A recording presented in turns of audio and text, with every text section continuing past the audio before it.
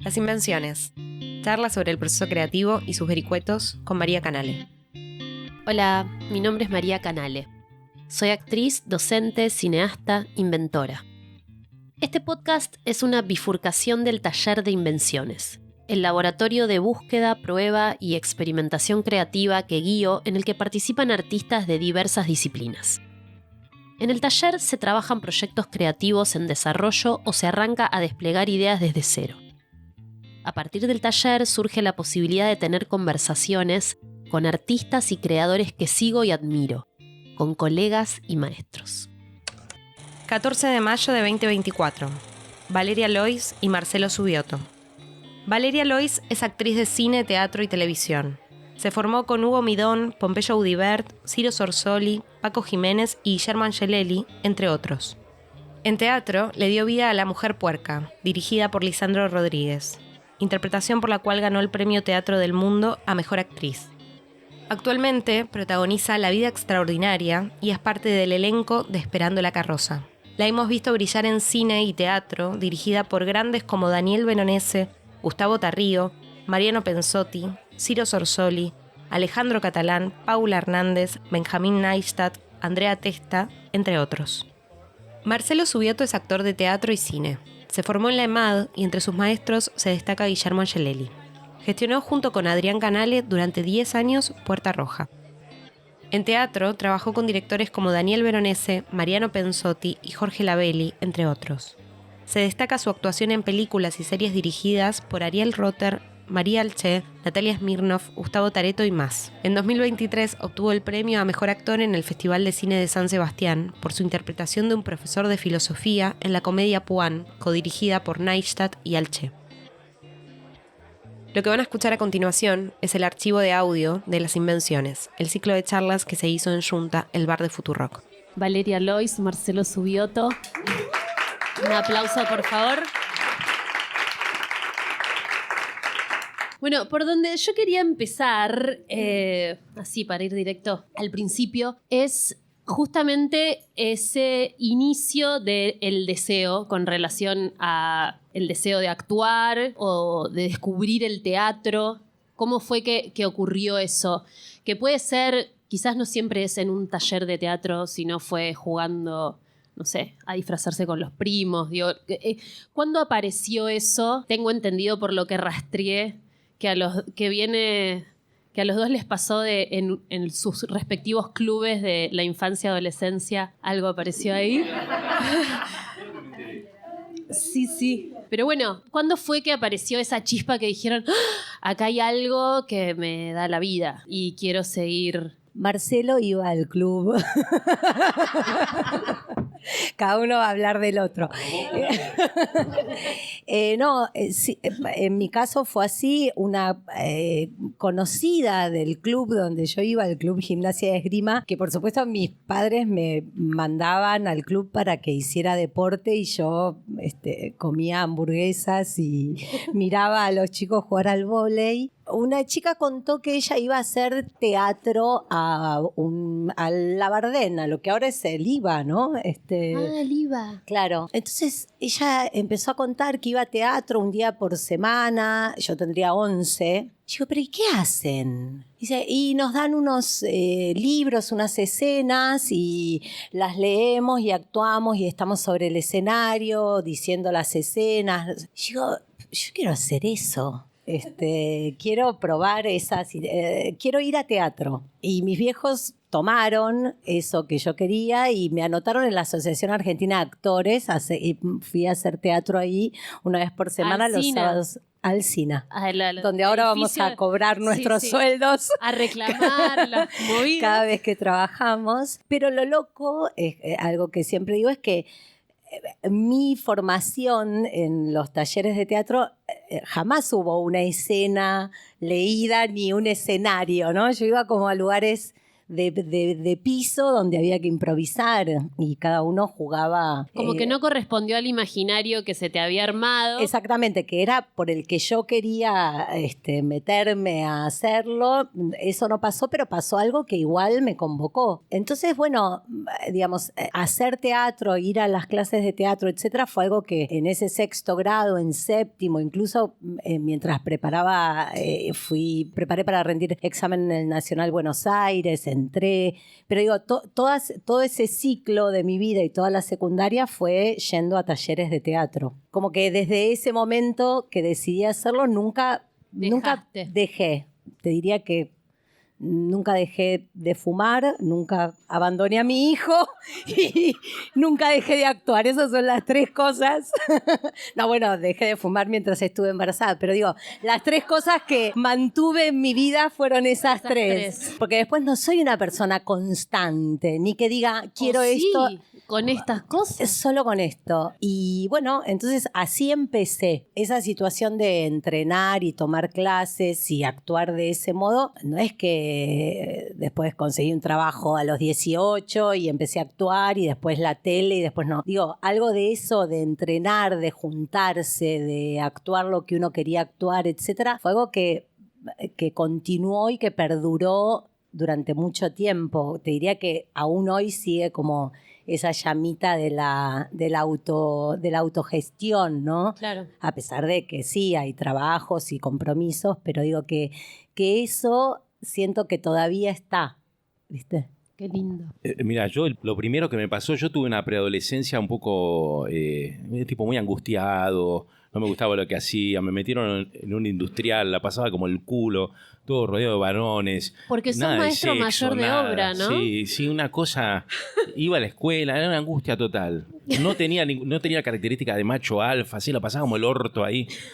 Y la pasaba muy mal. Y un día me acuerdo que a la mañana me levanto y escucho la radio y gente que estaba en un programa de radio, no sé ni qué era, pero es que estaban todos felices.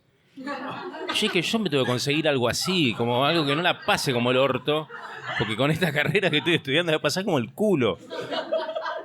Y quise ser músico, León Gieco, esto es verdad.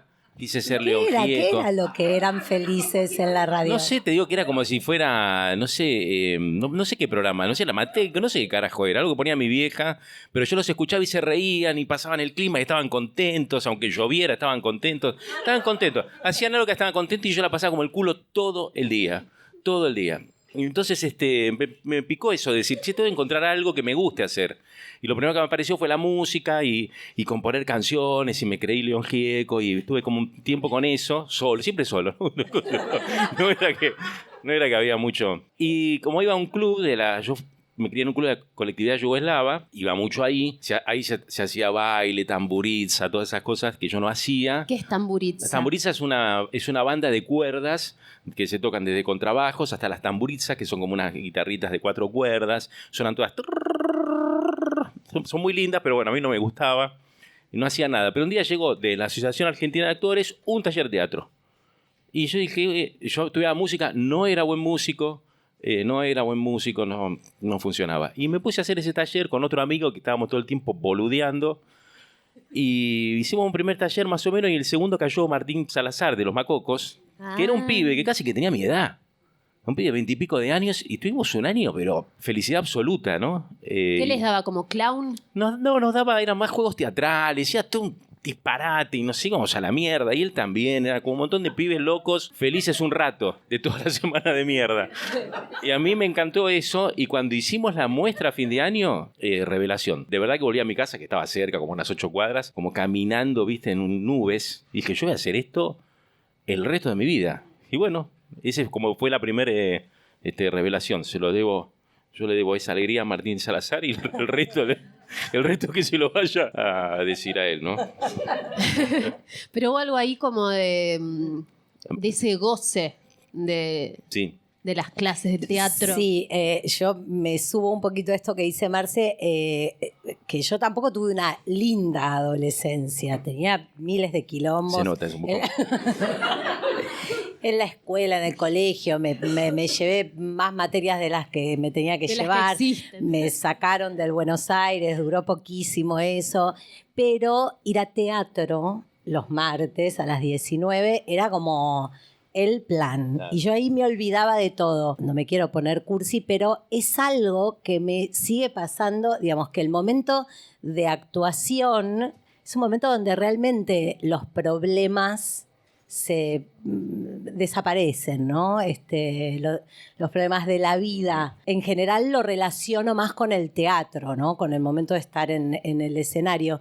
Pero a veces también filmando, digo que pasa algo ahí que es como una, no sé, un clonazepam.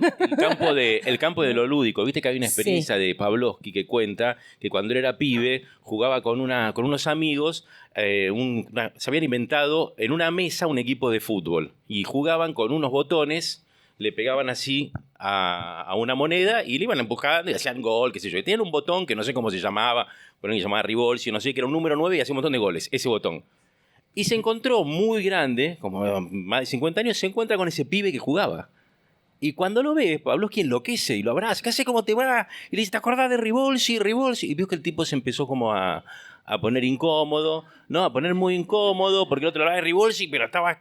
Y lo que él decía es que era una persona que por la adultez había perdido el campo de lo lúdico. Claro. Que me parece que es ese terreno que es absolutamente necesario, fundamental, te diría, para relacionarte como persona.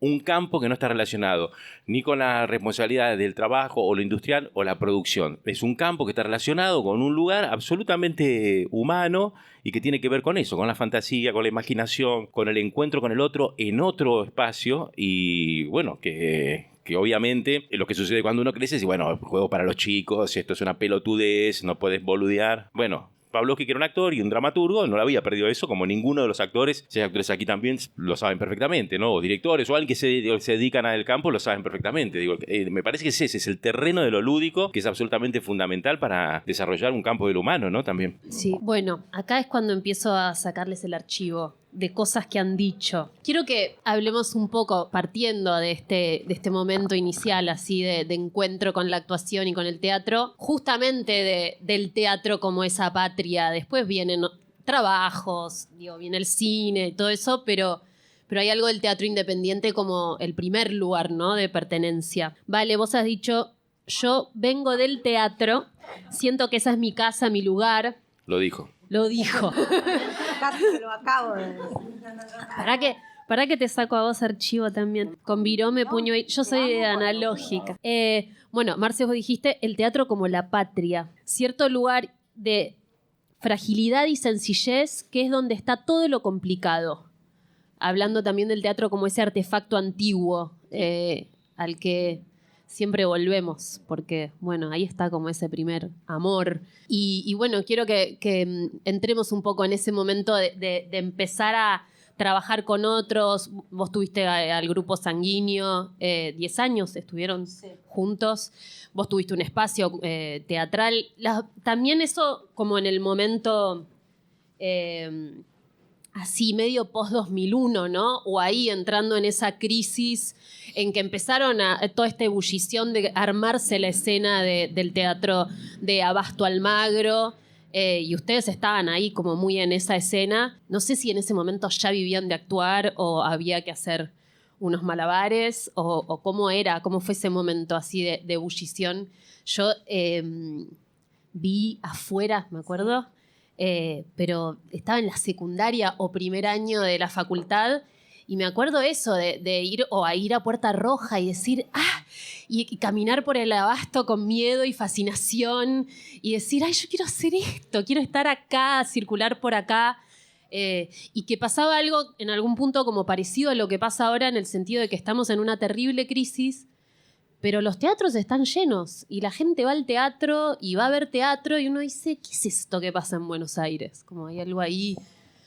Bueno, tengo muy presente esa época que pasaron 22 años, 20 y pico de años, incluso fines de los 90. Claro, yo no vivía de la actuación, era muy joven, no buscaba trabajo, o si buscar trabajo en ese momento era, no sé, dejar fotos con currículums en canales de televisión, digamos. Sí, porque no había mucho cine tampoco. Era medio Bueno, o el chica la cine que industria. había, claro, pertenecía como algo más de unos actores de cine que, bueno, no sé, quizás tenía más que ver con unos castings, pero unos castings más cerrados.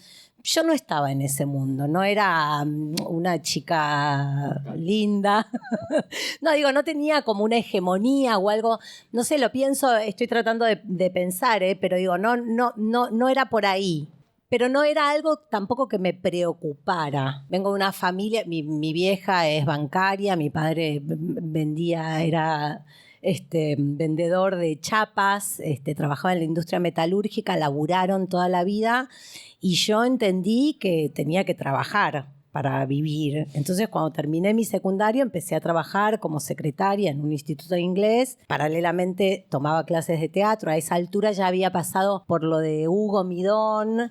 Ahí había conocido a Nora Mosenko y a otros tantos con los que hice una obra. Después fui un año al conservatorio, después fui a lo de Pompeyo y después volví a lo de Nora. Y en lo de Nora es que conocí a Lore Vega, a Martín Piroyansky y a Juan Pablo Garaventa, y ahí armamos Grupo Sanguíneo. ¿Y Tarrío de dónde apareció? Tarrío llegó después a ese grupo, ok. lo convocamos para la segunda obra, para afuera. Pero nosotros básicamente lo que hacíamos era encontrarnos a ensayar, a probar, pero como si te dijera, bueno, yo hoy llevo una sombrilla que hay en mi casa a la que me mudé con 2 amigos y la sombrilla va a ser el objeto desde el cual vamos a armar la primera obra, que fue la que hicimos.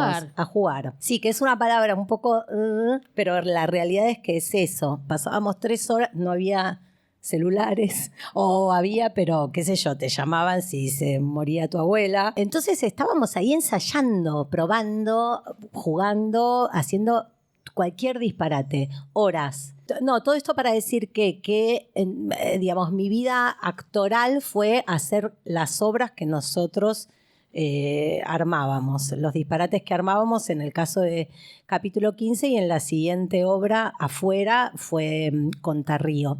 Dirigidos por Tarrío y Gustavo escribió mucho de lo que nosotros improvisamos en los ensayos. No, entonces ahí lo que pasaba era que, claro, hacíamos la obra los viernes a la noche en el Callejón, nos íbamos después a las Orquídeas a chupar cerveza y comer papas fritas, y los sábados a la mañana yo tenía que ir a trabajar al instituto de inglés en el que trabajaba. Tremendo. Y era, pero tipo, levantarme a las 7 de la mañana para ir totalmente resacosa. Tengo una anécdota muy buena que es que me quedé dormida y yo abría la Cultural, abría el lugar, el instituto de inglés donde iba mucha gente a estudiar el sábado de la mañana. Y me levanté a la hora que ya tenía que estar abierto ese lugar. Salí corriendo de mi casa, paré un taxi y le dije, vamos a Rivadavia y Pasaje El Maestro. Me dice, está lleno de gente esa esquina. Y eran todos los alumnos que estaban esperando. Que ahora me deben ver y deben decir, mira, esta llegó.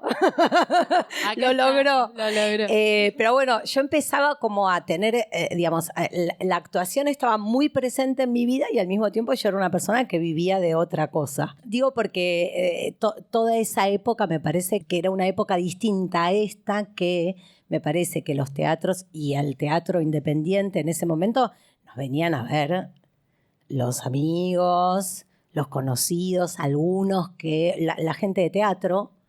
Les intrigaba, sí, no había... No, pero no había gente que nosotros no conociéramos en la platea, que es algo que empezó a pasar como mucho más adelante. Me acuerdo cuando yo empecé a ir a ver obras de teatro de amigos donde no conocía a los que estaban alrededor, digamos que el público ya era público, pero nosotros vivimos como la previa a eso, que es que te venía a ver al que le habían dicho tenés que ir a ver esto, o tus amigos. Todo eso tenía sentido para nosotros por el simple hecho de hacerlo.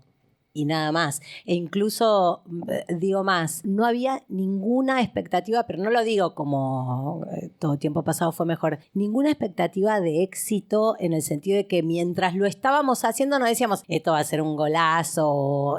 Digo, era como, bueno, no sé, hacer un viaje juntos hasta el puerto que nos lleve, ¿no? Una aventura. Una aventura, sí. Sí. Lindo. Yo que soy un poquito más grande que Vale, no había ni casting, ni book, ni nada. Y además es una época de principios de los 90, fin de los 80, mediados de los 90, donde los que hacíamos teatro independiente, hacíamos ese teatro un poco como decís vos, porque sí.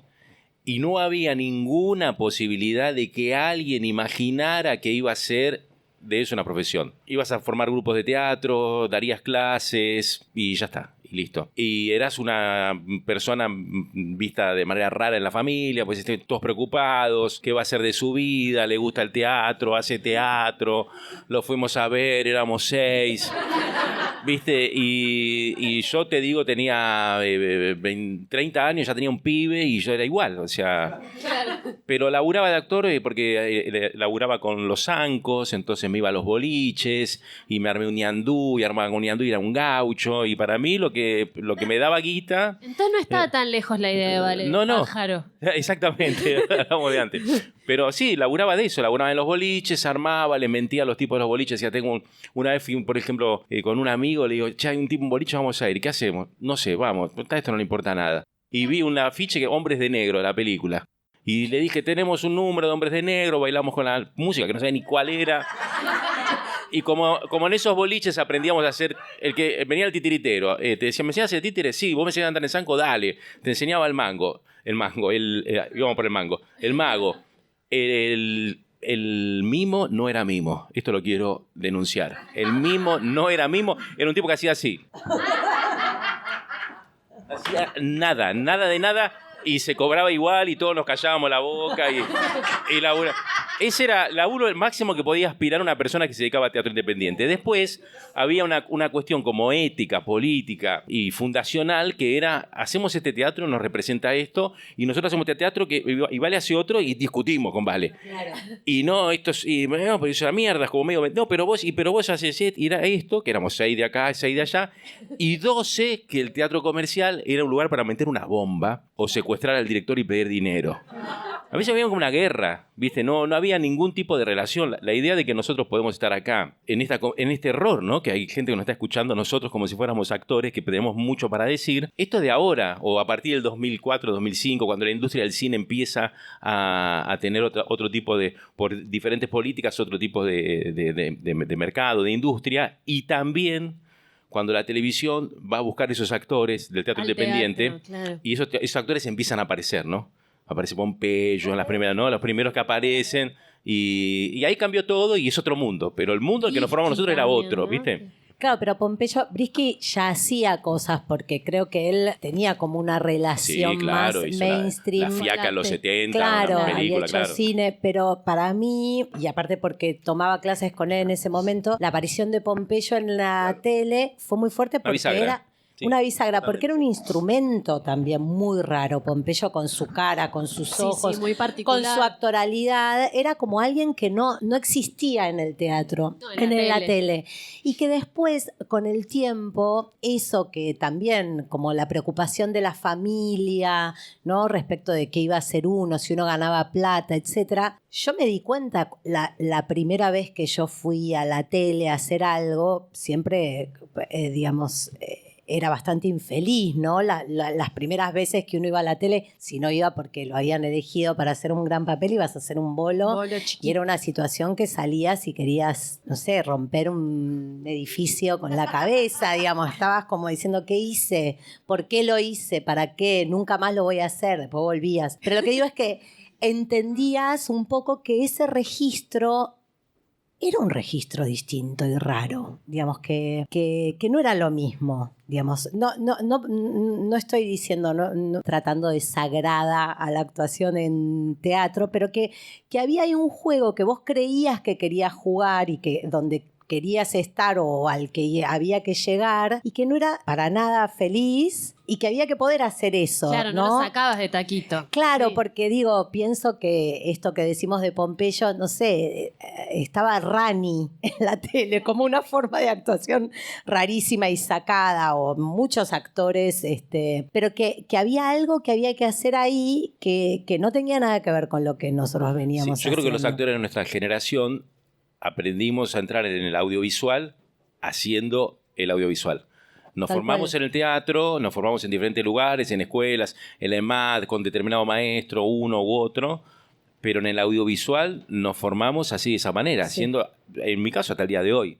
Sí, para mí cada vez que hago algo audiovisual porque, es claro, un aprendizaje. No venimos de una era digital como personas, tampoco por ahí un pibe que tiene 20 años está muy relacionado más con lo digital que con el del teatro, con algo más de la experiencia del presente, ¿no? Del aquí y ahora. Nosotros fuimos aprendiendo, metiéndonos ahí. Yo me acuerdo que iba y decía, bueno, que yo me pongo así y ellos me van a tomar, qué sé yo. Sí. Y después te vi y decía, una mierda. Y tenías que aprender, pero todo lo aprendías mirándote las cagadas que te habían mandado, no había otra. ¿Sí? Sí, es tal cual. Sí, es algo nuevo ahora en el IUNA, o la UNA, hay una materia de actuación frente a cámara, pero es algo de los últimos 3, 4 Claro. años, ¿no? Ujú. Yo cuando Claro. hice el IUNA no era solo de teatro, que también, digo, tengo esa escuela de aprender el audiovisual Sí, en el claro. audiovisual. Sí. Y con respecto a la actuación, me interesa que nos metamos un poco ahí y a como la caja de herramientas de cada uno. ¿Qué pueden afirmar de la actuación? Yo tengo algunos archivos. Bueno, Valeria Lois ha dicho: Sí, lo de Valeria. no soy una persona que en general disfrute de los procesos, o sea, los conozco, aprendí a lidiar con eso, pero el ensayo me resulta algo complicado de atravesar. Y también has dicho algo del patetismo que para mí es muy necesario en la actuación, como despojarse de todo escudo. A mí me gusta siempre estar un poco perdida. Y vos, Marce, hablás de la actuación. Escuchá, Vale. Has afirmado, la actuación es un puente, que es una definición que me gusta, pero bueno, a ver, entremos ahí. No, también me gusta, lo de estar perdido yo estoy muy de acuerdo, qué difícil también, porque uno en realidad quiere controlar algo, entonces es difícil. ¿Y qué fue lo primero que dije? Vale se perdió antes de venir acá hoy. también. ¿Qué? Que te perdiste antes de venir. Que no sos una persona que en general Que disfrute de disfruta los el proceso. procesos de ensayo. Sí, ahora lo digo mejor. No, porque ahí está bien dicho, porque últimamente decía, no me gustan los ensayos, entonces parece, bueno, no le gusta laburar, ¿qué quiere? Ahí me encuentro en contraposición al escenario en un lugar muy, viste, cuando probás, te arrepentís, volvés al día siguiente y le decís al director, no voy a hacer más esto porque me parece que voy a empezar a probar por acá. El director, si te conoce más o menos, dice, bueno, hacé lo que quieras, no sé, como fíjate, pero que estás como en una guerra o una lucha con vos misma, que cuando arrancan las funciones y lo que hay que hacer es actuar, se me pasa. Se pasa la neura. Se me pasa la neura y estar perdida o expuesta o incluso patética, que es lo que siempre pienso que hay que estar un poco en el escenario, es algo donde me siento más cómoda, que no son necesariamente adjetivos o palabras que refieran a la comodidad. Sí. Pero, no sé, a mí me parece que un poco por la formación y por de dónde venimos, que siento que es un lugar muy parecido con Marce, últimamente me pasó actuando obras que me gusta mucho actuar y que las actué ya muchas veces también, que me han pasado disparates, sobre todo que tienen que ver con celulares, gente que se levanta y se va. A un señor la otra vez se le cayó un audífono y hacía ruido. Entonces, en todas esas situaciones, a mí lo que me pasa es que digo, seguir como si no pasara nada es peor que detener. Detener no es, bueno, a ver, ¿qué hacemos? Hacer un stand-up, sino detener en un momento justo y para una cosa justa. por ejemplo, yo veo que un señor se le cae el audífono, estoy haciendo un monólogo precioso que escribió Mariano Tenconi y digo, no voy a poder seguir con esto porque la gente ya está toda mirando Al esta señor, situación. sí, sí, sí. Entonces, digo, ¿qué estamos buscando? Le digo al señor. Y él me responde, un audífono. Y al mismo tiempo se enciende la luz de la platea y yo bajo del escenario, lo agarro y se lo doy. Y vuelvo al escenario, la gente aplaude, obvio, porque cada cosa que hace el actor que esté por fuera de lo que tiene que pasar lo aplaude. Y sigue la escena. Entonces, eso, alguien que se va y le haces un mini comentario que entra justo, no sé qué, a mí me hace pensar que yo en el escenario estoy más organizada que en cualquier otro lugar de mi vida. O sea, que soy más lúcida y capaz de resolver situaciones que en cualquier otro lugar de mi vida. Entonces, eso lo hago porque no estoy diciendo, che, tengo que seguir por más que este viejo no me vaya a oír, sino porque digo, vengan los problemas a mí o vengan las situaciones a mí que las voy a poder resolver. Porque te da la vida, te da el presente. Sí, eso. entonces, por eso digo que en los ensayos donde se supone que uno está creando y etcétera, se me arma una lucha interna y en la actuación después se me despliega algo que digo, viste, ojalá pudiera llevar esta tranquilidad y este goce a todo lo otro. Y en el audiovisual, porque no está tanto ese feedback del público. Bueno, está todo el equipo, que es como un cierto público. Sí. Te da más neura. Sí, más neura, más inseguridad, sí. A veces, ahora podría decir, o tengo identificados momentos donde la paso bien en lo audiovisual, pero sí, me enrosca más. Lo disfruto mucho de toda esa locura total que es estar con un equipo filmando y pasando las horas y mintiendo de manera descarada, Hermoso, contando una realidad que no tiene nada, o sea, que se monta para ser vista en cámara, ¿no? Que no tiene, o sea, como que todo el tiempo siento algo más de la magia, como si estuviera más en un Pixar, ¿viste? Sí, el artificio.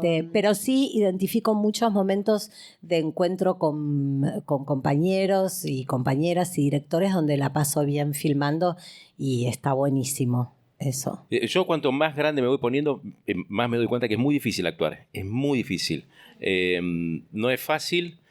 Me gusta que sea una... Esto lo abro, pero esto es medio personal, ¿viste? Me gusta que sea... No, que sea una experiencia donde si te podés prender fuego es el lugar ideal. Y eso no es fácil, porque te pide una honestidad, una sinceridad, un material a través del cual vos puedas canalizar eso. A veces las obras lo tienen, la mayoría de las veces no. No porque sean buenas o malas, porque es difícil el encuentro ese. El lugar de la actuación, cada vez más grande me pongo, es cada vez más esencial para mí. Todo me chupa 4 huevos, absolutamente todo. Yo quiero un momentito donde yo me pueda prender fuego. La gente lo vea o no. Si lo ve está buenísimo, porque se arma esa situación, ¿viste? Eso es lo que... El puente. Ese es exactamente el puente, ese encuentro, esa invitación, donde hay un ritual que es muy antiguo, es muy, muy antiguo, que es una situación donde hay un espectador, esto parece muy grotesquiano, pero bueno, yo lo tengo, o lo pienso, donde un momento el espectador es testigo de algo. No pasa siempre, es muy difícil, es como que pase algo fuera de lo cotidiano, en nuestra cotidianidad. A veces nos pasa, a veces vimos, che, anoche me desperté y vi pasar a mi abuela. Genial. Esos momentitos extraños, ahí, para mí, ahí está, en esos terrenos hay lugar de la actuación, ¿no? Entonces no es fácil. Es fácil gustar, es fácil tener éxito, todo eso es fácil. Y está buenísimo porque se cobra. Pero hay algo que es esencial, que es, y por ahí lo asocio a la angustia de ese chico del principio, que es humano, que es el terreno del humano. No importa que vos estés haciendo algo que es gracioso, no importa eso, pero es un lugar donde el cuerpo se prende un poquitito fuego. Eso sobre todo en el teatro, ¿no? Y yo ya hace un par de años que estoy como muy obsesionado con eso, tratar de buscar materiales donde me junte, como cuando hablábamos antes, como hace 30 años atrás. Me junto con un par de gente, casi como que es mi recreo de mi trabajo. A veces lo puedo hacer en un laburo. La verdad que tengo suerte que porque soy pelado y gordo, tengo un personaje particular y me llama y dice, llamemos a este, que es medio raro. Entonces tengo cosas tan buenas. A veces no, pero en general a mí, mi obsesión hoy de la actuación es esa. Y empiezo si es algo del independiente y no tiene eso, no pierde absolutamente sentido. Y ahí hay algo que está fuera de esta época para mí, que tiene que ver.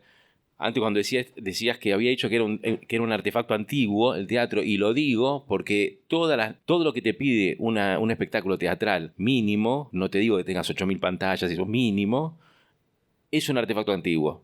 Vos estás exigido a un tipo de presente, a un tipo de comunicación, el espectador está exigido a eso. Porque nosotros tenemos, seamos críticos o no, tenemos alterada la conciencia con respecto a la atención. La atención está pulverizada. Yo digo, qué mierda estos programas políticos que gritan todo. Voy a mirar uno que un tipo hable y me aburro. Tengo que hacer un esfuerzo para entrar ese tiempo lo perdí porque yo no soy Superman, el sistema me come, como a todos. Y en el teatro hay un lugar que se puede encontrar eso. Y hoy tengo como esa obsesión, las cosas que voy haciendo, encontrando en esos terrenos, ¿no? Lo sigo encontrando en el espacio independiente en general, ¿no? Y en el audiovisual me pasa lo mismo. Me enfermo con la lente, me enfermo con el sonido, me enfermo con la continuidad. Hay algo de la técnica del audiovisual que me parece que está buenísimo y es el presente que yo encuentro ahí, ¿viste? A veces los técnicos me dicen, bueno, ya está, no, decime, vos querés que yo... ¿Viste que a veces tenés que hacer una escena? Sí. Che, no se ve, bueno, dale. O mirame. Quedás así, acá. ¿viste? Quedás así. Si no hay y te tenés que levantar de la silla. Todo eso, ¿viste? Cómo está el sonido. Y yo me acuerdo la primera peli que estaba, me decía, che, flaco, baja un poquito, tenés un caño... y aprender, ¿dónde suena mejor? Suena acá. Mierda, la adicción es un despelote. Hay todo una cosa técnica para aprender. Todo ese universo que es técnico y que hace... El audiovisual tiene algo que es muy lindo, que es que el actor, que se cree un gran dios, es muy poco en el audiovisual. Es muy poco, es como un 30%. Vos tenés que dejar si podés que sean unas perlitas, tenés que dejar unos aparatitos chiquititos de una escena, una cámara acá, una escena, una cámara acá, y después la agarra el editor y si vos estuviste lento, te cambia el ritmo y parece que estuviste genial, o al revés, no importa. Pero vos tenés que tratar de dejar eso para que se trabaje. Hay un laburo, hay una potencia colectiva en el cine que hay que entender, ¿viste? Y que a mí me parece que es lo rico de ahí. Y entender tu cosa minúscula. Como de engranaje, que es una partecita. Totalmente. Sí. La potencia que vos tenés para dejar esa pieza tuya, no es el teatro, que es como Bonavena, Ciudad Rin, te cagás a palo, y bueno, te cagan a palo, y si ganás, ganás. En el cine no. No, en mucho. A nivel industria, te ven más, salís a la calle, bla, bla, bla. Entonces se arma una confusión ahí. No es eso lo que está en el set. Eso es el mercado, es otra cosa. En el set hay otra cosa. Y ahí tenés que... Y también se plantea mucho todo lo que ignorás como actor. No sabes lo que es una lente, no sabes lo que es una luz, no sabes lo que es el sonido, no sabes tales directores, no sabes nada. Nada, bajá el copete, flaco, y fíjate si podés apuntar ahí un ratito. Sí, no jodas más. Ser ¿no? consciente de tu aporte. Quería agarrar una cosa que dijo Marce de prenderse fuego, porque me parece que a veces también nos pasa, que es que uno dice, ay, bueno, pero lo hago igual, ay, bueno, pero no le voy a decir que no, ay, bueno, pero no sé, como digo, comprendés unas razones por las cuales hacer cosas, incluso por fuera de lo económico, que digamos que puede ser algo muy contundente, ¿no? En este momento y a esta edad hacer algo que tenga que ver con lo económico, pero si no, encontrás unas razones que te las buscas no sé dónde para hacer algo y que después cuando no hay prendida de fuego tiene costo. Es grande, ¿viste? El costo. Sí. Es grande, como que cuando empezás a identificar eso, ahí también me parece que hay algo importante y revelador, porque si no, digamos, uno diría, ay, bueno, es todo el tiempo estar siendo medio, no sé, libre. No es solo eso. Es como, Diego, quiero decir, hay una búsqueda y una lucidez y una verdad y una capacidad para La decidir. humanidad, lo que decía que- Marce de la humanidad, Ure hablaba del cuerpo y el olor del actor. Sí. Estamos poniendo eso, Sí. que no es Sí, poca sí, en cosa. el teatro hay muerte. En el teatro hay uno que te cachetea y te dice, flaco, te vas a morir, ¿sabías?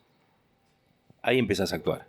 Ahí empezás a actuar. Ese es el presente del teatro y una dimensión de lo humano y de la existencia enorme. Eso prende ese fuego. Entrar en un territorio que vos sabés que es tremendamente bello. Tremendamente bello. No se llega casi nunca, ¿eh? No estoy diciendo que yo me subo, vengan a verme. Como cosa que ver. No, se llega muy poco, muy poquitito. A veces lo arañas un poco. Pero bueno, es la experiencia de ese intento, ¿no? Es la zanahoria también, ¿no? De volver a... Sí, es una zanahoria Sí. metafísica, Sí, digamos. ¿no? metafísica. Sí, claro, porque es verdad que es metafísica, porque no es que está en, no, si me junto con tal y tal, me voy a prender fuego. Puede no pasar. Creo que también eso es lo que hace la experiencia, ¿no? Y los años que decís, no, voy a hacer esto porque va a estar buenísimo. Puede no pasar. Y puede no pasar por muy distintas cuestiones. Y cuando no pasa es re triste, ¿no? Como, o digo, sí, te podés acostumbrar, podés estar en esa situación, pero es particular. Es particular. Ahora voy a hacerles una pregunta, pero no incomodarles, que es con respecto, es algo que me parece que también lo traje porque lo leí en entrevistas y los dos han hablado de este tema, que es el paso del tiempo. Que me parece que es un tema como en los actores y las actrices sobre todo, que ponemos la cara, el cuerpo y nos filman y nos fotografían, que hay algo de eso que, no sé, hace poco fue la Met Gala y es como el sumum de detener el paso del tiempo. Marce no sabe lo que es la Met Gala. ¿La martingala? Es una cosa que se visten los ricos y famosos de Hollywood y desfilan por el Metropolitan en Nueva York, una cosa así. Genial. Sí, sí, tremendo. Mucho Botox, muchísimo Botox. Pero bueno, vos, Marce, dijiste en alguna entrevista de los años de Pensotti, que un poco hablaba de ese sí. tema, que cuando pasás los 50, los años son una experiencia existencial. Uh-huh. Y, Vale, vos has dicho, cumplí 50 y no es fácil, ¿viste? Y me parece que hay algo que, o por lo menos eso yo veo de afuera, por ahí me pueden decir no, ni ahí, pero los dos han llegado a un momento de sus carreras como de mucha plenitud. Marce, vos acabas de ganar un premio en San Sebastián a Mejor Actor, Vale, vos estás haciendo una obra que se llena de todas las semanas, estabas con Gané La Puerca, premios también, ¿eh? Ganaste premios. Gané premios también. Pero estás como con un nivel de No eran actividad. premios muy importantes tampoco. No, teatral y sí, los dos están como en un momento así como de mucha expansión. Un poco que quería entrar ahí en algo de esa cosa que hay como una idea de, bueno, hasta cierta edad me van a llamar, me van a buscar. No sé, creo que también hay algo que pasa más fuerte con las mujeres y con el paso del tiempo, Arranca pero me vos, a interesa ver qué. entrar acá. No, eso para todos, ¿no? Porque yo obviamente no voy a ser Romeo. A menos que sea una cosa graciosa, qué sé yo. Una película patética. No voy a ser Romeo. Hamlet no creo que haga. Yo ya estoy más para Rey Lear, ¿no? Estoy más cerca de los viejos. Pero incluso no voy a ser tampoco, bueno, este tipo que se acaba de casar, no, es el padre de la que se acaba de casar. Obviamente se va cerrando. Pero no tengo una gran preocupación con respecto a eso. Sí es cierto que es algo por ahí, a vos te pasó, que cuando vos cumplís 50 años... vos cuando tenés 49 decís, puedo morir a los 98, hace cuentas. Cuando tenés 50 decís, puedo morir a los 100. 51 es 102, 52, 104, 106, 108, tengo 57, 114. Es un colectivo ya, es imposible, ¿no? Asociar más que con un colectivo. Entonces la curva, hay un momento de... Esto lo vamos a decir, los que no tengan 50 lo van a ver cuando tengan 50. Pero hay una curva que es real. que es real de la existencia, que es real. Nosotros somos un mundo muy negador de la angustia, por eso somos tan neuróticos y enfermos y esquizofrénicos y deprimidos, todo lo que el sistema nos invita a hacer, ¿no? Pero por anular esa angustia que es absolutamente potencial, ¿no? Hacia descubrir esos lugares en los cuales algo aparece, esa angustia te está mostrando algo del orden de lo vital, ¿no? Que para ir a buscar. Cuando pasás los 50 sucede eso, o por lo menos yo lo vivencié así, ¿no? Decís, bueno, listo, ya estamos... Vamos para abajo. Tampoco es una pendiente que geométricamente, ¿viste? Digas, por ahí se hace una caidita y por ahí hay una puertita, ¿viste? Y la pendiente tuya justo le tocó la puertita. Listo, lo fuiste. Hasta que lo parió. Pues si esto se fue a los 90, y bueno, vos te tocó ahí. ¿Qué querés? Hay algo de eso que ya o lo aceptás o no, y no es menor, ¿viste? En los años se hablaba de eso, se hablaba de un tipo que se veía cuando él tenía 30 años y después cuando tenía 60, porque el hijo de puta de Pensotti me hizo tener 60, no sé si sabías. No sé si sabías que me hizo eso, ¿vale? Sí, te vi hacerlo. Pero lo componías muy bien. Hay algo de eso que a ese tipo le pasaba y vos lo empezás a entender, que a ese tipo le pasa, que es todo lo que ya todas las muertes que hay hacia atrás. Cuando sos pibe lo podés entender como concepto y ahora lo entendés como experiencia. Hay un montón de muertes hacia atrás, que es el pibe que ya no sos, el joven que ya no sos, el actor que ya no sos y un montón de cosas que ya no sos. Pero, como yo lo vivo, empieza a haber una carga de experiencias que eso sí es riquísimo. Yo empiezo a entender un montón de cosas que digo, ¿por qué? Claro, si tenés 60 pirulos vas a ser mejor Romeo que si tenés 20. Seguro. Claro, eso. Seguro. Ay, Empieza a haber un montón de cosas que vos empezás a entender la vida de otra manera, porque la tenés en el cuerpo, es una forma de comprensión diferente. Y la actuación es precioso para eso. Es precioso. Insisto que es difícil actuar y que puede no salir, como tú, Santi, digo, ¿no? Puede fallar. Pero hay algo de un terreno que empieza a ser como mucho más material. Ya no es pensar allá. Son cosas que te tocan por un lado o por el otro. Entonces, en lo personal, en este momento de mi vida, yo estoy disfrutando mucho de eso, de esa acumulación de experiencias que a mí me permite comprender, que es lo que me obsesiona siempre de los personajes que me tocan hacer. Comprenderlos en todo lo que pueda. No juzgar, comprenderlos. Y bueno, y hay experiencias que vos ya tenés en tu cuerpo que te dan mucho material para eso. Bueno, no sé si contesté lo que dijimos, pero... Sí. No, mucho de lo que dijo Marce escucho y comparto. Me parece que la experiencia es en uno, digamos, que es como tener hijos, ¿viste? Que no podés transmitir lo que es, porque todo lo que digas va a ser medio obvio, o no se va a comprender, o etcétera. Bueno, lo mismo pasa con tener 51 años. Es algo, eso, que te pasa, que sentís mucho más cerca el final de la vida, que te sentís grande respecto de otros que están en una acción o en un foco en el que no te ven a vos, por más que vos a veces sientas que estás ahí, ¿no? Como que también se genera un poco eso, como que yo me siento joven. Sos joven. No, lo soy, ya sé, pero digo, como que es, viste, como un registro raro de... pero si yo soy joven, ¿por qué estos están hablando entre ellos y a mí no me incluyen? ¿Por qué no me invitan a drogarme con ellos? Yo quiero un dedito de Medé claro, también. Claro, este corazón resiste.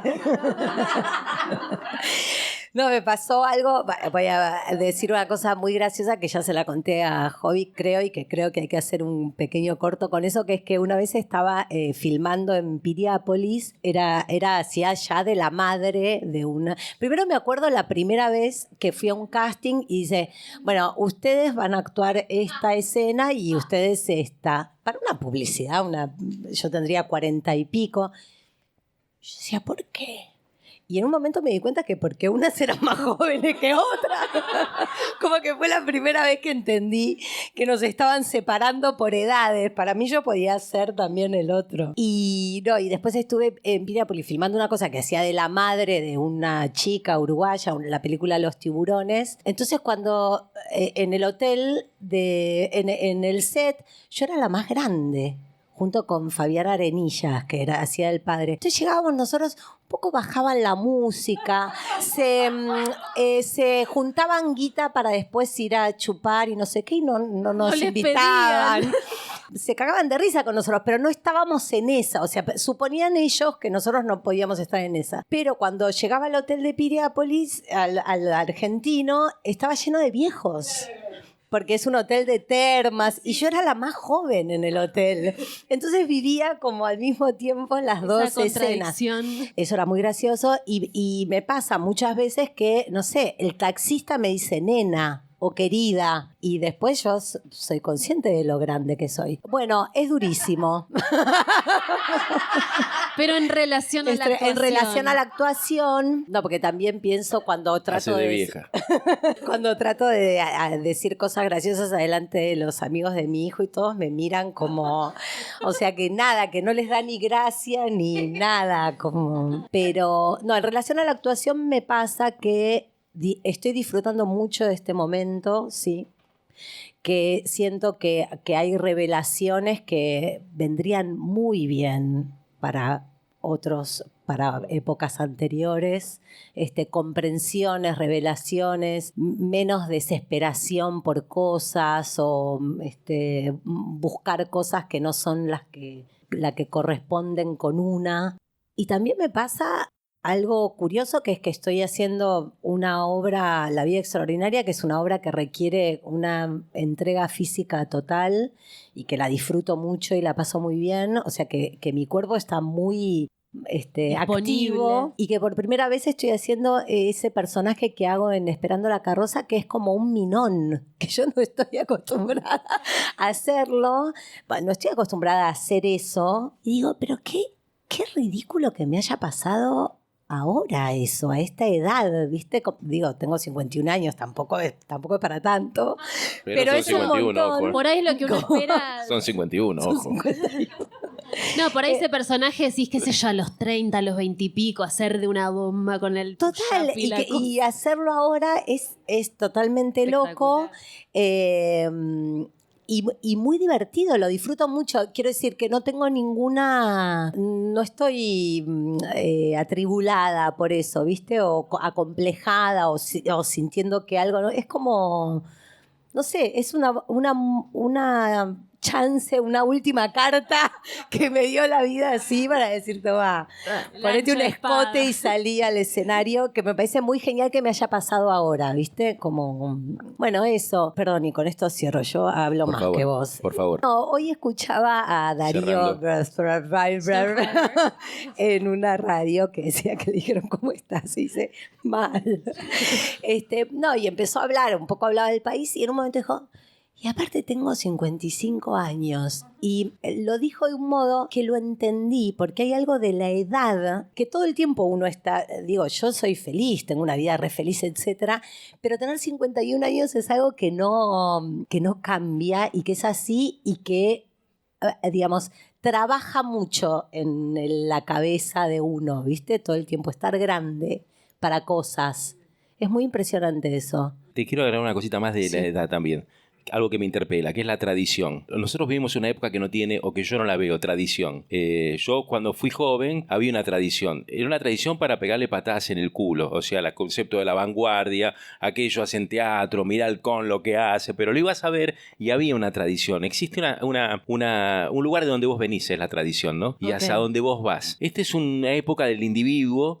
Y no existe esa tradición. Y a mí me interpela un poco eso a la edad que tengo. Porque yo cuando tenía 20 o 20 y pico, los tipos que tenían 56, como tengo yo hoy, a mí me dieron un montón de cosas. Aunque sea para discutir, para hablar, y yo a veces me empiezo a sentir interpelado en esa responsabilidad, que es absolutamente política y que tiene que ver con la tradición. Con decir, quien venga a hablarte, que sea, mira, pibe, estás en un lugar, vivís acá. En Argentina viene todo, hacemos esto, somos esto. A nosotros nos patean el culo, creo que no lo sentí nunca, y tiene que ver eso con que no existe ese concepto de tradición. Existe, como decía Bauman, en el tiempo, pequeños Big Bang, viste, que se arman, mirá lo que es esto, y después se desarma. No, anda para allá, porque es esto, y se desarma. Y anda por allá. En la tradición hay identidad, hay discusión de lo propio, hay pertenencia y discusión a esa pertenencia. tengo la sensación de que no está eso hoy. Y en la edad que yo tengo, me siento interpelado. Es decir, ¿qué doy yo hacia un pibe que me venga a ver actuar con respecto a esa tradición? A veces por ahí vienen, la otra vez vinieron a la función 2 grupos que eran de teatro y me encantó. Porque vinieron a ver, pues lo mandó la docente, no sé. Y dije, está bueno esto, porque esta charla se tiene que armar. Aunque para que este viejo no me gusta lo que hace, pero existe un lugar de relación y de pertenencia y de tradición también, ¿no? Que siento que hoy yo ocupo el lugar que en otra época de mi vida lo ocupó otra gente y no está ese espacio. Y me interpela a mí, que hace uno hacia atrás, hacia esos jóvenes, para poder tirar esa tensión de identidad, ¿no?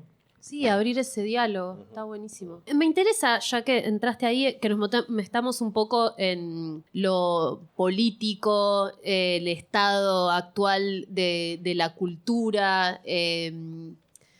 Estamos como en un momento súper complicado y en esta, no sé, qué se le dice batalla cultural, pero para mí ni siquiera llega a ser eso, porque no está habiendo un diálogo, está habiendo como que nos tiran una molotov y no hay una batalla. Una batalla es cuando se enfrentan 2 posiciones, ni siquiera está viendo eso. Pero pensar un poco también qué viene a traer entonces en este contexto el teatro, la actuación, imaginar mundos posibles, qué sé yo, mostrar humanidad, no sé. Creo que fueron apareciendo cosas, pero me parece importante como ponerlo concretamente en palabras y lo estoy preguntando a todos y todas las invitadas que vienen, porque me parece como que eso, hay que generar pensamiento en este momento acerca de lo que está pasando, del nivel de incertidumbre, de qué hacemos, de qué se hace o qué se deja de hacer, no sé. ¿Qué piensan? La primera sensación es que es un momento muy rico porque te exige un nivel de lucidez y de creatividad que no me lo exigió otro momento de mi vida. Pude tener respuestas más a mano, que las podés extraer de algunas consignas, pero ahora parece que está todo desarticulado. El mundo que yo conocí no existe más. Y ese es el punto de partida, para mí. No existe más. Las preguntas hacia atrás no sirven. Las preguntas ¿qué puedo traer yo de atrás? No sirven.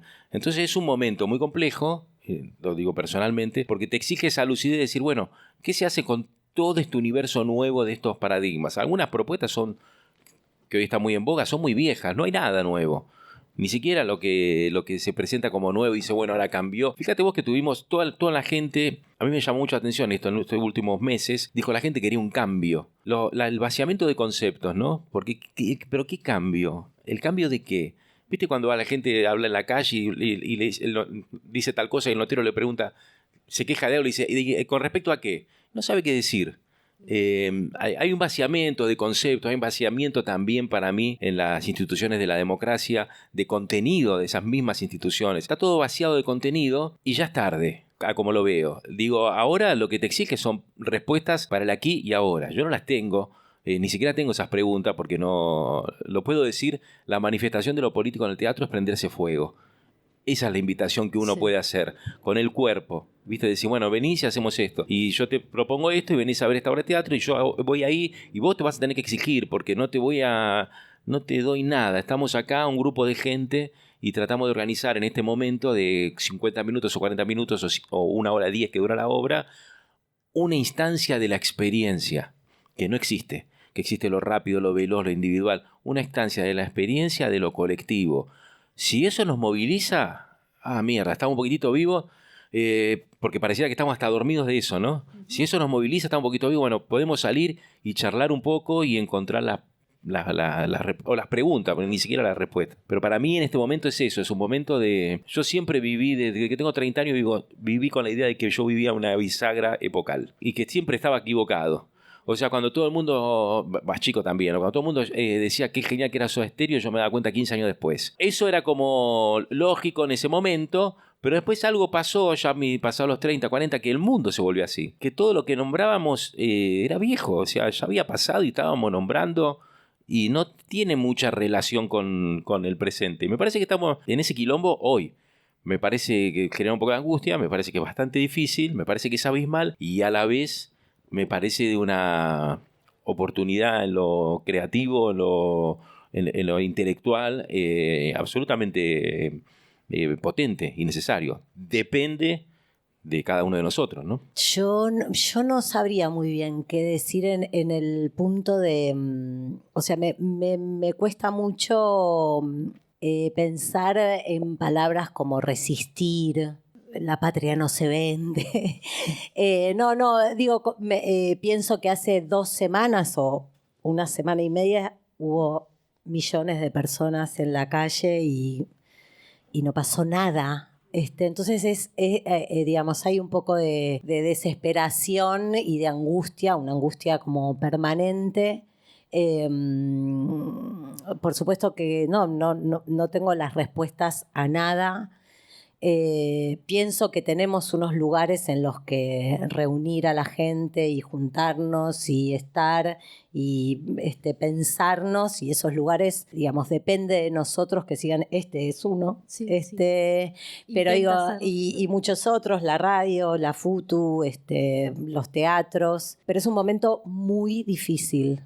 Para mí, para la gente que está alrededor, para entender, no difícil, digo, no hablo solo de lo económico, hablo en general, digo, creo que estamos como ante el abismo o dentro. Es muy complejo lo que está pasando. A mí me sensibilizan muchas cosas y por ejemplo, Puan, lo digo porque la vi el otro día.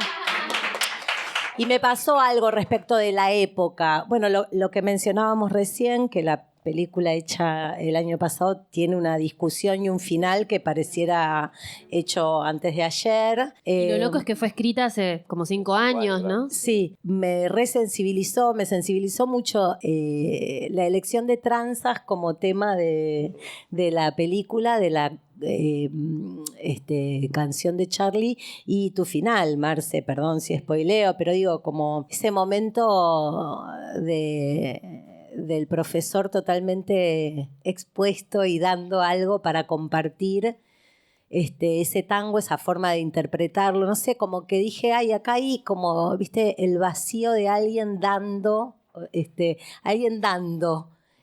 totalmente expuesto, y un poco así me siento, pero te lo digo, hablo de la sensibilidad como una forma de hablar de este momento y de algo que me pasa, ¿no? No sé, voy por la calle y en la radio ni siquiera decidí yo, escucho jijiji y digo, esta canción cuando era la época de jijiji sonaba, a mí me sacudía todo el cuerpo esta canción, no sé, es un tema. Sí, es un buen tema. Pero digo, no, lo que digo es que había algo presente y de ese pogo y de esa voz que generaba algo que ahora siento que no, viste, no sé dónde buscar algo de eso. Sí. Lo mismo ayer vi un pedacito de una documental de Sumo, de un recital de obras del 87, y decía, ese presente era gente, no sé, había una realidad y unos cuerpos y una forma de estar.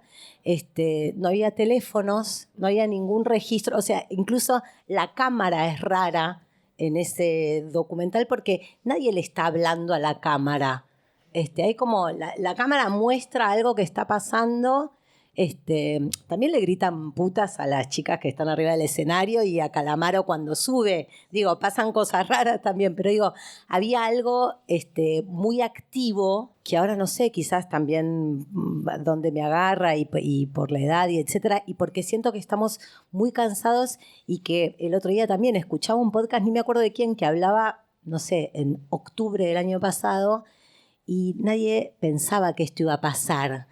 Y las voces lo que decían era, no puede pasar, ¿me entendés? Entonces, o sea, estamos derrumbados un poco también. Entonces, quiero dejar que eso me pase también, ¿no?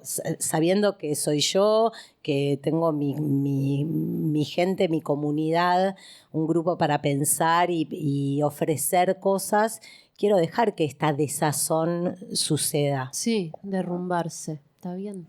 Yo esas redes son las que digo que hablo cuando pienso lo de la tradición. Porque obviamente que nosotros, 50 y pico de años, no estamos en ese lugar. ese Obras hoy es un pibe de 20. O sea, hay que ir a buscarlo ahí. Yo el otro día hablaba yo tengo 2 hijos. Uno tiene 26, acaba de terminar la EMAD y hablábamos de teatro y me decía, ¿con quién estudiar? Le digo, no tengo idea, flaco. Le digo, esa pregunta te la vas a tener que hacer vos y esa respuesta te la vas a tener que encontrar vos. Yo no te puedo ayudar a eso. Si no vas a ir con mis profes. Te vas a tener que meter Claro. en ese... cualquiera menos Valeria Loy, lo primero que le dije. No, pero de verdad, pues digo, yo no sé, vos tenés que meterte en esos quilombos y tu generación y ver cuál es ese terreno. Yo no te puedo dar... Yo ya tengo bastantes problemas y no te los puedo resolver porque no estoy en ese lugar. Porque yo ya no estoy en ese lugar del motor. Estamos en otro lugar y ahí es donde yo digo, bueno, ¿qué son estos viejos jóvenes? Porque tampoco somos unos viejos, pero está bueno eso. A mí la categoría viejo me gusta. Era viejos jóvenes, ¿viste? Me gusta. ¿Qué hacemos? Bueno, yo te hago esto. Yo me hago con otro pibe, me hago una obra y te invito yo hago esto. ¿Y ustedes qué hacen? ¿Qué están haciendo? ¿Qué quieren? ¿Triunfar? ¿Qué quieren? ¿Qué piensan de la comunidad? ¿Qué piensan de lo colectivo? ¿Qué quieren? ¿Qué hacen? ¿Qué hacen con los teléfonos? ¿Qué hacen? Pero no es una crítica. Digo, contame qué hacen. Métanse en ese quilombo y yo no me puedo meter ahí. Hay como un montón de respuestas a la cual... Y esto es la impotencia. Nosotros generacionalmente no tenemos acceso. No lo vamos a tener. Y sí me parece que podemos ser conscientes de eso. Hay un lugar en el cual nos podemos parar un poquito más fuerte. Claro, yo entiendo perfectamente lo que es. Uno tiene 50 yo a los 50 hice parias con 102 kilos y ensayé las 3 primeras semanas como si estuviera con Angelelli cuando tenía 30. Sí, Rompí los y meniscos, los así destrocé. actuabas Destrocé también. los meniscos, de acá y acá. Los destrocé. La primera vez que me dijo el cuerpo, Señor. hay biología acá, la voluntad es para la juventud. La voluntad para vos querés hacerlo, tenés que adelgazar, tenés que irte a entrenar, no chupar whisky, tirarte 40 horas y rompe los meniscos. Entonces, bueno, este cuerpo está en otra instancia y tiene las respuestas de este cuerpo, pero las de hoy está más en los pibes. Yo ahora vi una foto de Ofelia acá. El otro día vi una charla de ella que me mató. Me mató y me pareció... Y en un lugar de esta interpelación, no sé cómo se llama, lo hacía Rosenblatt, creo que... No sé cómo se llama el evento. Y me pareció increíble. Y dije, ¿qué sí son las preguntas que se está haciendo esta piba para este presente? Obviamente no es que vos no estás ahí, pero tienen que venir de lugares que tal vez no son los nuestros. A nosotros eso nos mata, pues la concha de la lora, pero... Nosotros en el lugar que estamos desde nuestra propia experiencia. Un intento de protagonizar algo. Pero ¿qué le vamos a decir? Y hacete una obra consumo. Que consuma, no consumo. Un sumo de señores, bueno, qué sé yo, no sé. Fíjate que nosotros estoy en casa. Yo hasta las 10 estoy despierto. ¿Qué consejo vas a dar de ese? Te puedo decir nada de eso, porque yo entiendo que a mí me pasa también. Como todo se volvió sepia. ¿No? Todo eso se volvió sepia, son fotos en sepia. Pero para nosotros fueron vitales de una manera fundacional. Pero son fotos sepia. Vos decís que para la gente, ayer lo vi, pensé que quizás mi hijo se quedaba a verlo y no, prefirió no verlo, ¿Qué cosa? el documental. De Sumo, Dije, mira, va a empezar ahora, bueno, pero yo me voy, no sé qué. Le encanta Sumo, le encanta. Sí. A mí me parece que la idea de sentarse a ver algo, no sé qué, ya le parecía un plomo. Y yo dije, no voy a hacer nada por esto. Claro. No le voy a decir, ay, ves que al final, no sé yo. qué. Hablando de prenderse fuego, ¿qué estaría haciendo hoy el Ural Pilleta? ¿Tiene lugar? No lo ¿Habría sabemos. lugar para un Ural Pilleta? Sí, es verdad, no. Y bueno, es otra época, es otro mundo y no tengo la más reputa idea. Y en este lugar de absoluta incertidumbre, no la invitación del neoliberalismo, la incertidumbre del orto, no, la incertidumbre de verdad. La que te carcome y la que te mueve y la que es absolutamente vital, ¿no? En este lugar de incertidumbre, bueno, está buenísimo pararse generacionalmente y tratar de buscar las respuestas en función a experiencias pasadas que por ahí no sirven para hoy, sirven para este cuerpo de 50 y pico de años. Pero las otras son de generaciones y nosotros no tenemos ahí una injerencia más que observar, acompañar, esperar el diálogo, tirar el frontón si ese diálogo viene. Pero todo eso está un poquito, esa trama está un poquito... Por lo menos para mí, ¿no? Está un poquito desarmada, sí. Es epocal, no se excede a todos, digamos, ¿no? Sí. Y en ese sentido, a mí siempre me gusta traer como sus maestros o referentes, no en el sentido de con quienes estudiaron actuación, sino a veces puede ser una abuela o una vecina o alguien que habilitaba esto, cierta pulsión de prenderse fuego, cierto deseo. Esto, unos padres que dijeron, bueno, no querés hacer deporte, te anotamos acá en la Asociación Argentina de Actores. Y también volviendo a Puan, algo de esos maestros que te encontrás y te encienden ciertas luces. Vuelvo al archivo de Marce, que dice, yo nunca fui un buen alumno, pero sí, siempre tenés a alguien por ahí. No es un maestro, pero tenés a una persona que en algún momento de tu vida se organiza como un faro o alguien que te ayuda a organizar los conflictos y las contradicciones en ese momento particular de tu vida. Un poco este diálogo con la tradición, preguntarles quiénes fueron aquellas personas para ustedes o esos momentos de faro. Yo tengo muchas referencias como contemporáneas, ¿viste? A mí me... Pares. Sí, qué lindo. como que las actrices de mi generación, amigas, incluso colegas, yo me acuerdo de ver a María Oneto haciendo La Escala Humana, o sea, en enero del 2002. ¿En el Portón de Sánchez la hacían? En el Callejón. En el Callejón. Me acuerdo de ver algo como increíble, ¿no? Como, o sea, soñado, no sé cómo decir, algo que me traspasaba de un modo increíble. Me pasa con Paola, me pasa con Lorena, personas con las que trabajo, ¿no? Que digo... O sea, mientras estoy actuando, me pasa que digo, no puedo creer lo que estoy viendo y a dónde estoy asistiendo y lo que estoy compartiendo. Y va a parecer un poco berreta, pero me pasa con él. Pero por eso... No es berreta, no es berreta. Como Mina. Siento cosas. No, como Mina yo, viste digo. que yo... María te dijo femenina. No, María te dijo que yo... ¿Le dijiste que yo dije que yo quería con él? No. No le dije. Me Es dijo verdad. eso y me dijo lo que debo. Le digo, vale, ¿con quién te dan ganas? Con Con Subioto. Y le dije, bueno, y vos dijiste que sí al toque, listo. Pero porque, y aparte, quizás no recuerda porque está grande que lo invitamos a actuar una vez a una experiencia sin plata y sin tiempo. Pero después actuamos juntos, ¿o no? Esa no la En hicimos. Cineastas. ¿Cómo te llamas vos?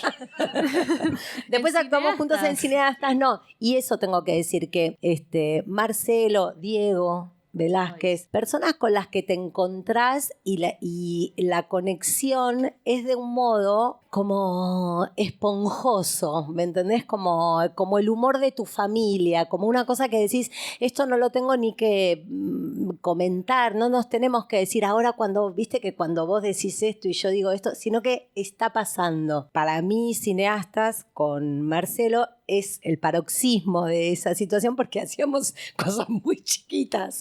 O sea, teníamos Y escenas rápidas, casi videoclips. muy rápidas y express, ¿no? Entonces, en ese pequeño momento había algo que se conectaba. Pero que no digo se conectaba porque nos mirábamos y sucedía, sino porque algo pasaba. Estábamos en el mismo bosque, en el mismo campo de batalla. Entonces, sí, por supuesto, siento que mi primer maestro después de la Asociación Argentina de Actores fue Hugo Midón y ahí aprendí un montón de cosas y me acuerdo de que esas clases eran una fiesta. Lo mismo con Pompeyo. Pompeyo nos soltaba, o sea, íbamos a matar. A hacerla. Claro. Me acuerdo de hacer cosas en lo de Pompeyo que el tiempo no pasara de otra manera.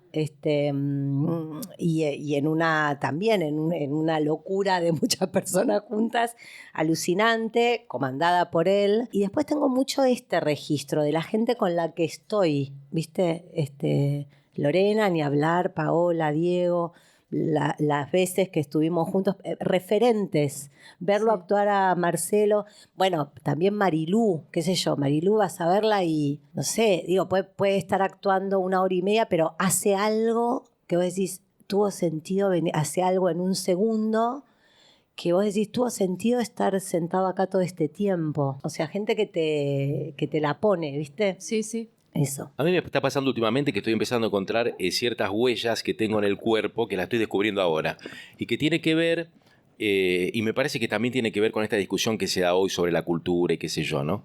Que termina siendo una discusión de lo económico, pero no es una discusión de lo más potente de la cultura, que es aquellas cosas que entran en tu vida y te van permeando tu identidad, el lugar donde vos vivís, tu forma de pensar, lo veas o no. Y hace poquito me empezó a aparecer mucho Héctor Alterio, ¿no? Y yo empecé a hacer el taller de teatro que conté al principio, yo tenía 21 años. Yo de adolescente no hice teatro ni nada de eso. Pero de pibe, desde los 12 años, 14, 15, por mi familia y todo, veíamos La Patagonia Rebelde, La Tregua, una comedia, una película de comedia que trabaja Graciela Alfano, que es muy linda, donde él hace un actor de teatro independiente, es muy graciosa. ¿Cómo se llama? Se llamaba Tiro Libre, si no me Tiro equivoco. Libre. No, Tiro al Aire. No, Tiro Libre le decía a mi tía. Decía, vemos Tiro Libre. Digo, Tiro Libre, tía. Tiro al aire se llama. Yo Tiro Libre, mi tía decía, Tiro Libre es del fútbol.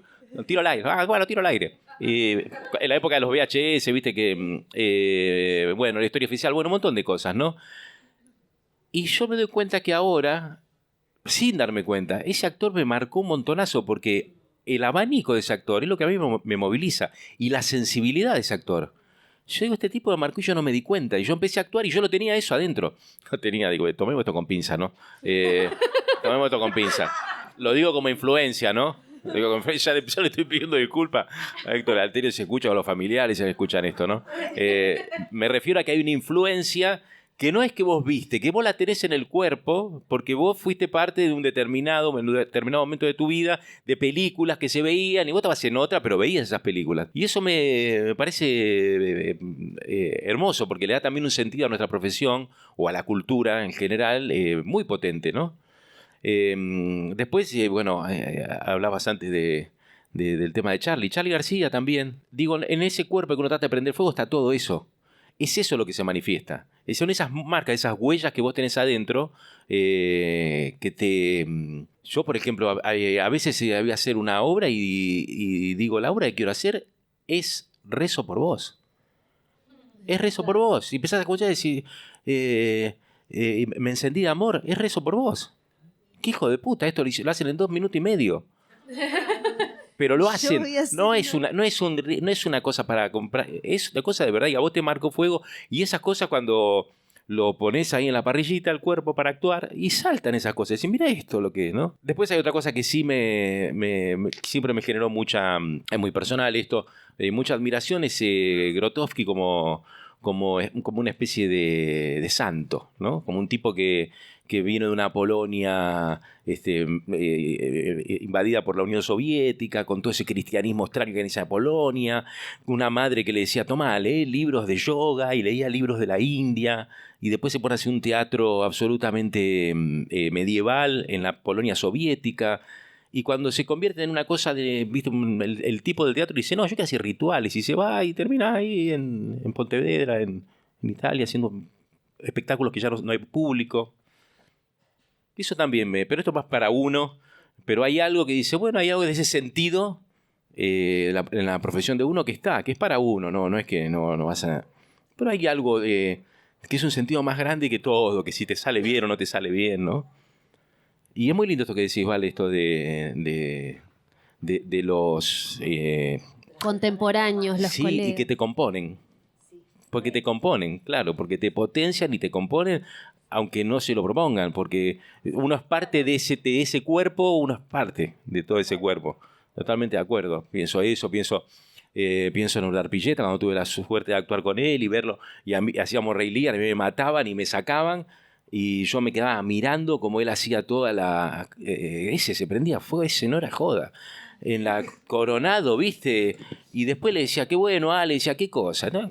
No estaba nada, ¿viste? Pero lo que había hecho, esas experiencias... O Blanca Portillo, también trabajé con una actriz, Blanca Portillo, española, haciendo Calderón, cosas imposibles, versos. Y era increíble. Era increíble, una cosa que sucede, hay cuerpos que están sucediendo, ¿viste? Que dice, wow, la puta madre. Pasa poquito, un par de veces en algunas personas, y uno otra vez trata ese intento, ¿no? Ese ejercicio espiritual, digamos. Hay algo de eso para mí en la actuación. secreto que lo acabo de confesar, pero bueno. Y ahora les abro a ustedes si tienen alguna pregunta. Podemos hacer 2 o 3 preguntas a nuestros queridos invitados de esta noche. Siempre cuesta que alguien rompa el hielo. Ay, bien, muy bien. Bueno, disculpen, yo ya me tengo que ir. Ah, era para saludarnos. Dejo la pregunta y me... ¿Dónde para el 54? No quería irme sin decirles que todo esto de la edad y esto sirve para que sean referentes ahora. Ustedes son gente creíble y querible y es re importante que ocupen estos espacios y el teatro y las charlas. Está buenísimo. Gracias. Qué lindo, lo tomo como una responsabilidad, es muy lindo lo que decís. Y me parece que hay algo de eso que está bueno reflexionar y de nuestro lado hacernos cargo, ¿no? Sí. Uh-huh. No, bueno, en este momento tan difícil, político y demás, es re bueno tener gente así cerca, viva, en espacios que podamos compartir, porque a veces uno se queda como muy solo. Sí. Con la familia, con alguna gente que comparte laburo o eso, te das cuenta que, viste, como que sale, que son gente rara. O decís, mira, este lo votó, no sé. Y bueno, y es bueno identificarse, no solo en la calle, está buenísimo, en las marchas, eso, pero también en el teatro, en los bares. Es re lindo esto que hacen y se agradece. Gracias. Con este comentario, chao, gracias por venir. ¿Alguien más? También podemos cerrar con lo que ella dijo, que estuvo muy bien. Cerramos. Cerremos, estuvo muy bien. Sí.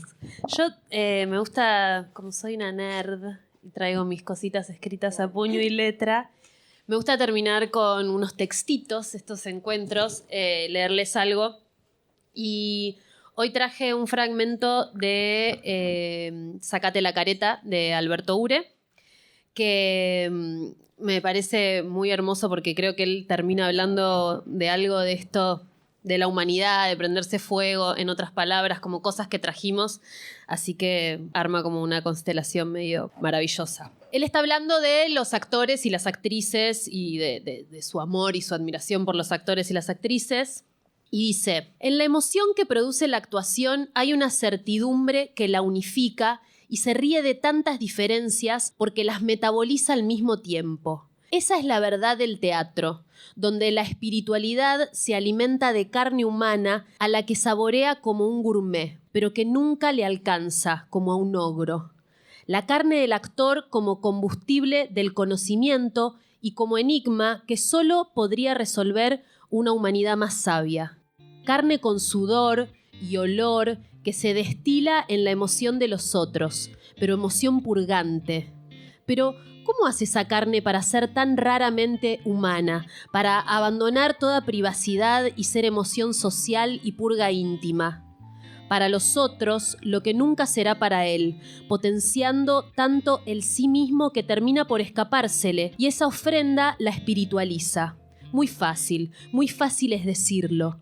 Caro hacerlo. ¿Qué pedirá el actor a cambio cuando tenga que juntar como sí mismo las salpicaduras y los restos? La consecuencia inevitable de toda purga bien administrada. Pedirá lo que sabe que dio, un sueño. Quiere cobrar con alguna ganancia, como cualquiera, y se la dan. Pero le dan todo, incluso la muerte se puso en suspenso para multiplicar la ilusión. Le dan todo, pero no alcanza, nada alcanza. Ni toda la plata, ni toda la droga, ni todo el alcohol, ni toda la fama. Todo le es poco. El actor siempre sale perdiendo. Y ese es su heroísmo y su desgracia. Hay que recordarlo siempre. Muchas gracias por estar acá. Gracias a ustedes por venir. Si escuchaste hasta acá y te interesó este material, me podés seguir en mi cuenta de Instagram, que es @mericanale. Ahí anuncio las próximas fechas de encuentros y de talleres. También me podés escribir a mariacanaleClases@gmail.com. Les invitamos a seguir este podcast y compartirlo en sus redes sociales. Gracias por escuchar y hasta la próxima.